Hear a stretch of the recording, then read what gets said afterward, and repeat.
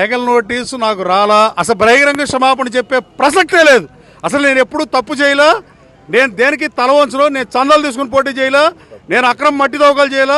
నేను కొట్టుకొచ్చిన డబ్బులతో పోటీ చేయలా. వైషుడే నేను క్షమాపణ చెప్పాలా? దేనికి చెప్పాలి? గన్నవరం దోచినందుక? దోచినని చెప్పాలి క్షమాపణ. గన్నవరం ప్రజలు నగుబాటుకు గురైంది. మీకు మ్యాండేట్ ఇచ్చి చంద్రబాబు గారి కంట కన్నీరు పెట్టించి ఎవరు మర్చిపోలే ఇంకా ఇవన్నీ.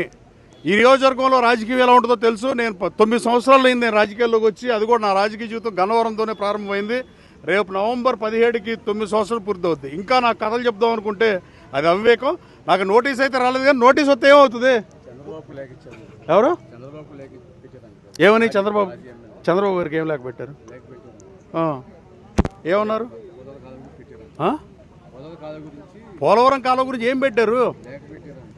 ఎల్లినో ప్రాబ్లంతో వచ్చిన సమస్య ఏమి లేదండి. అది బంద్ ఏం పెట్టాడు? పోలవరం గతంలో మీ దయ్యాలో నేను బాగా చేశానండి, చేయండి అన్నాడు. అది లేక అది ఇచ్చిన నోటీస్ ఏం పిగుతాడు? అది చేసింది అవినీతి.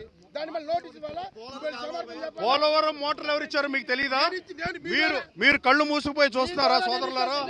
మీడియా సాక్షిగా అడుగుతున్నా. ప్రసాదం బోర్డు ఆఫీసులో దాదాపు 22 మంది ఎమ్మెల్యేలు వచ్చి, చిత్తూరు ఎమ్మెల్యేలు, శ్రీకాకుళం జిల్లా ఎమ్మెల్యేలు, కృష్ణా జిల్లా ఎమ్మెల్యేలు, గుంటూరు జిల్లా ఎమ్మెల్యేలు వచ్చి ఇచ్చిన వీడియో మీకు కావాలా? మీ దగ్గర ఉందా? ప్రసాదం బోర్డు వీడియో ఉంది కదా. దాని అర్థం మోటార్లు ఎవరన్నా దానం ఇచ్చిన దాన్ని తీసుకెళ్ళినందుకు ఎవరన్నా కేసేస్తే శిక్ష కోర్టులో జడ్జిలకు కూడా తెలియని పరిస్థితి. నువ్వు దానం ఇచ్చానని తీసుకెళ్ళిపోవటం అంటే అసలు ఏం కేసులు కట్టాలో, ఎట్లాంటి శిక్ష కట్టాలో కూడా తెలియని పరిస్థితి.